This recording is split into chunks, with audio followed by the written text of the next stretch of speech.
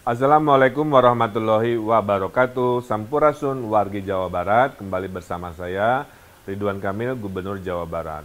Kali ini saya akan menerangkan video yang sangat-sangat penting tentang siapa, bagaimana, dan apa itu bantuan sosial selama COVID-19 buat warga Jawa Barat dan para perantau Jawa Barat.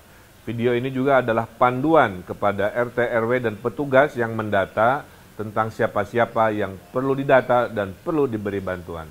Silahkan saksikan. Jadi saya akan menerangkan daftar penerima bantuan sosial COVID-19. Siapakah yang dibantu oleh bantuan sosial? Kita lihat layar di sebelah atas, ya. Dalam survei zona ekonomi menengah bawah, ya, itu ada persentase dari mulai yang paling miskin, ya, di kelompok paling bawah, di sini kira-kira begitu.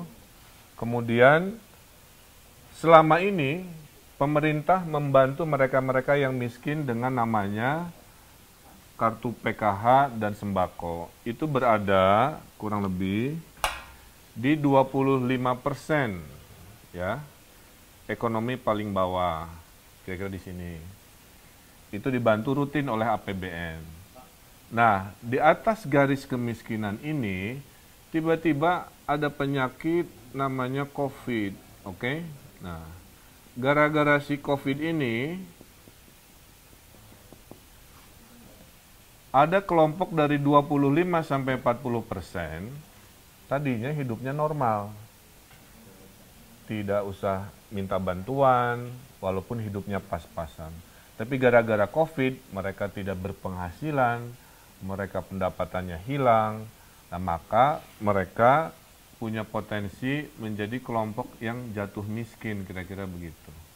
Nah, kelompok dari 25-40% inilah yang dibantu oleh 1 APBN, 2 oleh APBD provinsi, dan 3 oleh APBD kota kabupaten. Nah, bantuan dari pemerintah jumlahnya sangat banyak. Alhamdulillah. Ada 9. 1, 2, 3, 4, 5, 6, 7, 8, 9. 1 kita sebut namanya program keluarga harapan PKH. 2 kartu sembako. Nomor 1, nomor 2 ini adalah untuk yang miskin lama, yang sebelum COVID sudah dibantu. Sehingga walaupun dia miskin, dia tidak akan mendapatkan bantuan nomor 3 sampai 9 karena sudah dibantu dari bulan Januari dan akan dibantu sampai bulan Desember, kira-kira begitu. Nah, dari nomor 3 bantuannya sampai pintu nomor 9 ini muncul gara-gara ada si COVID ini. Kira-kira begitu. Nah, apakah pintu nomor 3 sampai 9 itu? 1, di nomor 3 ada bantuan presiden. Tapi ini untuk Jabodetabek perantau supaya tidak mudik, ya. 4, ada kartu prakerja. Kartu prakerja ini untuk pengangguran atau mereka yang kena korban PHK. Kalau Anda kena PHK, baru-baru saja diberhentikan, maka pintunya dari 9 pintu ini, kartu prakerjalah penolong Anda. Nomor 5, ada kota, ada desa. Nah, kalau Anda terdampak oleh COVID ini, tapi KTP dan tinggalnya di desa, maka nomor 5 inilah yang membantu Anda, yaitu dana desa. 30% dari dana desa sudah ditugaskan membantu COVID-19. Nomor 6 adalah bantuan Kementerian Sosial untuk umum, profesi umum, profesi tukang gorengan, profesi supir angkot mungkin, profesi ojek pangkalan, profesi seni, apa yang merasa terkorbankan dan tidak bisa hidup, itu dibantu oleh nomor 6. Sisanya, kalau sudah nomor 1, 2, 3, 4, 5, 6 ini masih kurang, masuklah bantuan dari provinsi. Dari saya, dari para DPRD yang terhormat, juga Kalau masih kurang dari provinsi, masuklah bantuan sosial dari kota kabupaten. Dan terakhir, kalau masih ada yang tidak punya KTP, tidak punya kartu keluarga, sektor informal yang tidak tersurvei, misalkan ada anak jalanan, gelandangan, pengemis, dan lain-lain yang tidak biasa masuk ke data, maka ada program kemanusiaan, yaitu program untuk memberi makanan atau kita sebut juga program nasi bungkus. Jadi insya Allah ya, tidak boleh ada yang kelaparan di tanah Jawa Barat. Mereka yang berkesusahan akan diberi pertolongan. Kita simulasikan, Pak, kalau saya PHK, saya dapat bantuan dari mana? Dari Pak Gubernur, dari Pak Presiden, atau dari mana? Nah, kita simulasikan. Kalau Anda kena PHK atau pengangguran, katakanlah nama Anda Luna Maya, ya. Dan ini saya ngarang-ngarang, mohon izin. Maka dari pintu nomor 3, nomor 9 gara-gara COVID ini, yang kena PHK berada di zona bantuan kartu prakerja. 600.000 kali 3 bulan, dan lain-lain. Pada saat Anda sudah mendapatkan kartu prakerja, bantuan 600.000 kali 3 bulan, Anda tidak berhak lagi, walaupun tinggalnya di desa, atau meminta bantuan dari Kemensos, dari Bansos Provinsi, Kokap, nggak boleh. Hanya dari kartu prakerja, insya Allah cukup. Simulasi kedua, jika ada warga desa menjadi lebih susah hidupnya karena COVID, katakanlah namanya Sahrini, Ampura Ece Sahrini, saya pakai namanya, maka Sahrini ini dibantunya tidak di nomor yang lain, hanya di nomor bantuan nomor 5, namanya dana desa. Nah, jika ada teman Sahrini ini tidak mendapatkan bantuan dana desa karena terbatas, maka teman-temannya Sahrini ini akan dibantu oleh Kemensos, masih kurang dibantu lagi oleh provinsi, masih kurang dibantu lagi oleh kota kabupaten. Kira-kira gitu.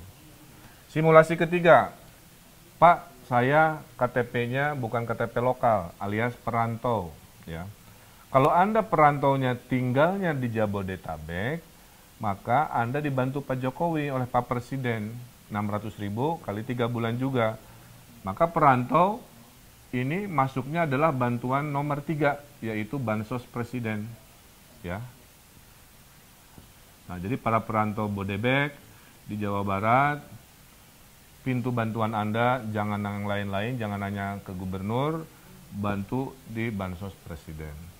Tapi kalau perantaunya ada di kota Bandung, bukan di Bodebek, maka para perantau ini dibantu oleh bansosnya provinsi. Kira-kira begitu. Clear ya? Tidak boleh ada yang kelaparan di tanah Jawa Barat. Mau KTP Jawa Barat, bukan KTP Jawa Barat dibantu. Yang bukan KTP Jawa Barat perantau, kalau tinggalnya di Jabodetabek dibantu Pak Jokowi, kalau tinggalnya di luar Jabodetabek dibantu kami dari provinsi, kira-kira begitu. Simulasi berikutnya, profesi umum, ya. Karena ada istilah apa? Kenapa ojol aja yang kesannya dibantu? Dalam bantuan pemerintah nggak milih-milih profesi.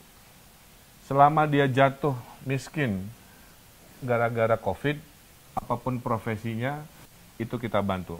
Nah, ini Cinta Lora misalkan menjadi jatuh pada rawan miskin, ke arah kemiskinan, profesinya umum, maka tadi kalau profesi umum ini tinggalnya di desa, didahulukan dana desa, ya. Kalau dia profesi umum ini sudah habis bantuan dari desa atau tinggalnya di kota, dia masuklah bantuan pintu nomor 6. Dari Kemensos, 600.000 kali 3. Ternyata teman-temannya Cinta Laura yang seprofesi nggak kebagian di bantuan nomor 6, jangan khawatir. Bantuan nomor 7 akan masuk jika tidak cukup bantuan nomor 6 dan tidak cukup nomor 6, nomor 7, maka bantuan dari wali kota, bupati masuk di sini.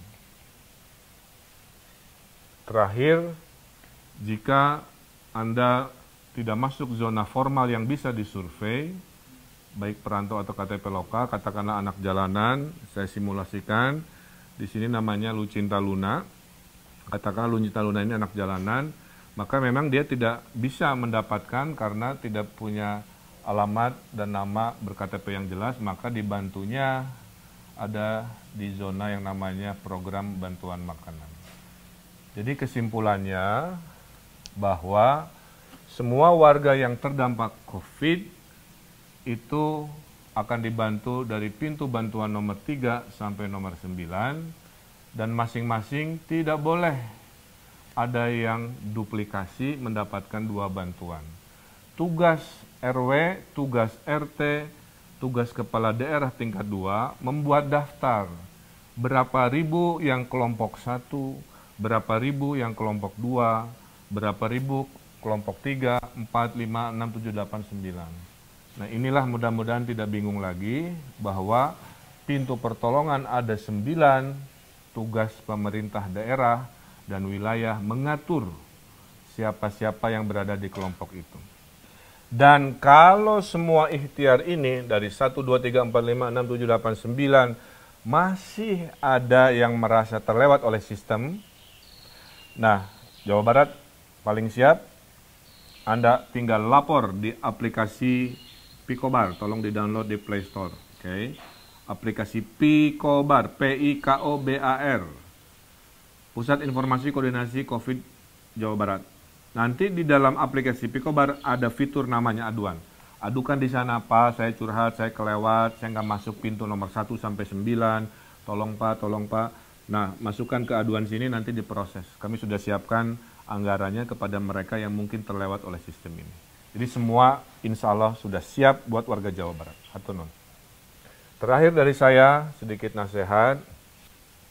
Dalam suasana sulit ini, saya mendoakan, karena pemerintah tidak akan sanggup bisa menolong semua orang, maka saya mendoakan agar masih bisa menjadi kelompok tangan di atas yang memberi kepada tangan di bawah.